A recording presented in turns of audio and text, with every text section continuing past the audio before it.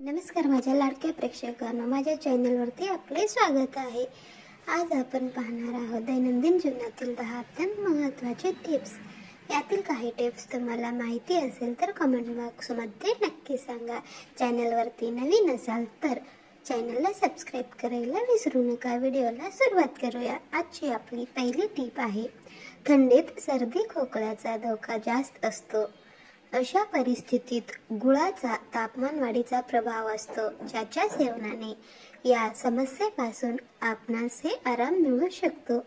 यासोबतच ज्या महिलांना ॲनिमियाचा त्रास आहे त्यांनाही गुळाचे सेवन करण्याचा सल्ला दिला जातो।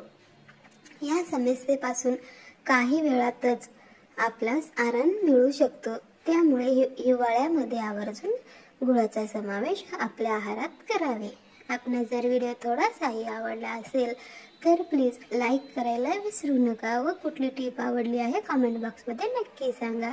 आपली पुढची टीप आहे, गुळाचा स्वभाव उष्ण असतो आणि त्याचे सेवन केल्याने आपल्या शरीराला आतून उष्णता मिळत असते आणि आपले रक्ताभिसरण हे व्यवस्थित होते। त्यामुळे गुळाचे सेवन केल्याने पोटाशी संबंधित समस्या पण दूर होतात। यासोबतच पचनक्रिया ही सुधारते। लोह, फॉस्फरस, झिंक, पोटॅशियम आणि अँटीऑक्सिडंट्सने भरपूर गुळाचे सेवन केल्याने आपले रोगप्रतिकार शक्ती देखील मजबूत होते। त्यामुळे हिवाळ्यामध्ये नक्कीच आवर्जून गुळाचा वापर आपल्या आहारात करावे। आपली पुढची टीप आहे, जर आपण तुरटीच्या पाण्याने आंघोळ केलो तर आपल्या शरीरावरला येणाऱ्या घामाची दुर्गंध हे दूर होते। तसेच तुरटी फिरवलेल्या पाण्याने आंघोळ केल्यास आपला फ्रेश वाटत असते। त्वचेची जळजळ आणि खाज असेल तर ती दूर होण्यास मदत मिळते। तुरटीच्या पाण्याने शरीराला थंडावाही मिळतो, शरीराची स्वच्छता होते। असे अनेक नुकसानकारक बॅक्टेरिया दूर होऊन त्वचेवर काही डाग असतील तर ते डाग पण कमी होतात। तसेच पिंपल्स आणि त्वचेच्या इन्फेक्शन पासून पण बचाव होतो। आपली पुढची टीप आहे, आवळा खायला अनेकांना आवडतो कारण तो आंबट आणि किंचित कडू असतो। आवळा खाल्ल्यामुळे पचनक्रिया ही सुधारते। बद्धकोष्ठता असेल, पोटफुगी, गॅस व अपचनाचा त्रास असलेल्या रुग्णांनी आवळा खाण्याचा प्रयत्न नक्कीच करावा। तसेच त्याच्या नियमित सेवनाने इन्फेक्शन तसेच सर्दी आणि इतर आजारापासूनही आपले चांगले संरक्षण मिळू शकते। तुम्ही कुठून पाहत आहात कमेंट बॉक्समध्ये नक्की शेअर करा, जेणेकरून मला समजेल माझा व्हिडिओ कुठे कुठे पोहोचला आहे, व कोण कोण पाहत आहे।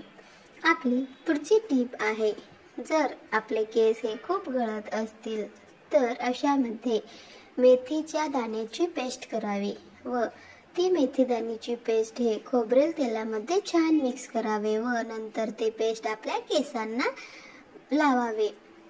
मेथी दाणे हे केसांच्या मुळांना पोषण देण्याचे काम करत असतात। त्यामुळे आपले केस हे तुटणे कमी होते, आपले केस हे कमी प्रमाणात गळतात।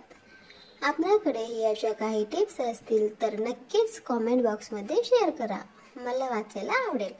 आपली पुढची टिप आहे, भांड्यावरील जळालेले डाग काढण्यासाठी इनो पावडर हा एक अप्रतिम उपाय आहे, जो भांडे चमकवण्यासाठी पण मदत करत असतो। यासाठी करपलेल्या भागावर इनो पावडर थोडीशी पसरावी व त्यावर थोडेसे पाणी टाकावे आणि फसफस होईपर्यंत प्रतीक्षा करावी। नंतर स्क्रबरने हलक्या हाताने घासावे आणि स्वच्छ पाण्याने धुवावे। या पद्धतीने तुम्ही भांडी घासलात तर भांड्यावरील जे काही करपलेले डाग आहेत ते निघून जातात। आपली पुढची टीप आहे, जर भांड्यावरील करपलेले डाग हे खूप कठीण नसतील, थोडेसेच करपलेले डाग असतील तर ते साध्या साबणाच्या पाण्याचा उपयोगी ठरतो। ते कसे करावे, त्यासाठी करपलेला जो भाग आहे त्यावरती थोडंसं गरम पाणी आणि आपलं डिश वॉशिंगचं लिक्विड टाकावे व थोडा वेळ तसाच ते ठेवून द्यावे. नंतर स्पंजने हलक्या हाताने घासून ते स्वच्छ करावे. जर तुम्ही अशा पद्धतीने भांडे घासला तर भांड्यावरील करपलेले डाग हे छान निघून जातात, दिसत नाहीत. इथपर्यंत व्हिडिओ पाहिला असाल तर चॅनलला सबस्क्राईब करायला विसरला तर चॅनलला सबस्क्राईब नक्की करा व कुठली टीप आवडली आहे कमेंट करून नक्कीच सांगा. आपली पुढची टीप आहे, लिंबामध्ये नैसर्गिक ॲसिड असते जे जळालेल्या भागावरील डाग काढण्यासाठी प्रभावी असते.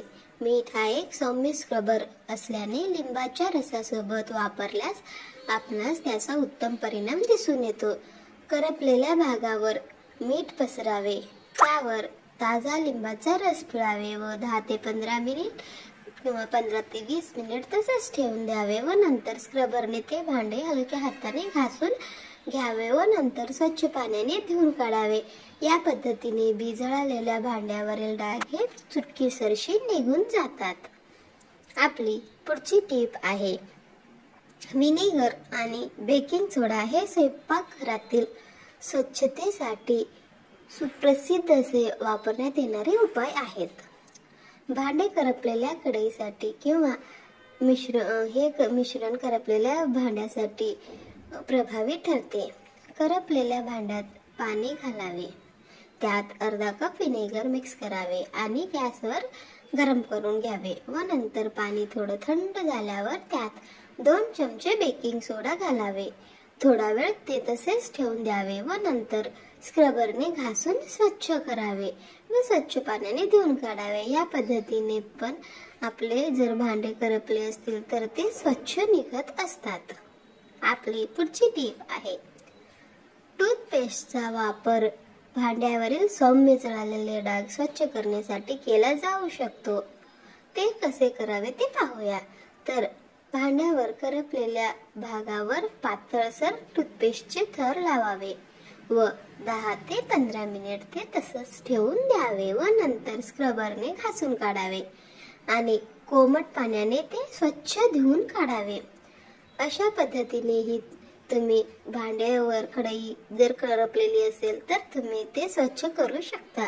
तर आजच्या या आपल्या स्पेशल किचन टिप्स कशा वाटल्या आपणास कमेंट करून नक्की सांगावे व आपल्याकडेही अशा काही टिप्स असतील तर त्या देखील कमेंटमध्ये तुम्ही नक्की सांगू शकता.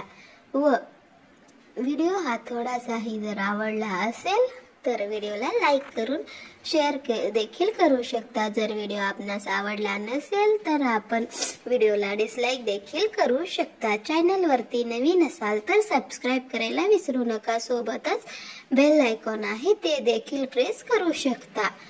आपला मूल्यवान वेळ देऊन व्हिडिओला शेवटपर्यंत पाहिल्यामुळे आपल्या सर्वांचे मनापासून धन्यवाद. भेटूया अशाच पुढच्या व्हिडिओमध्ये. तोपर्यंत नमस्कार. हर हर महादेव.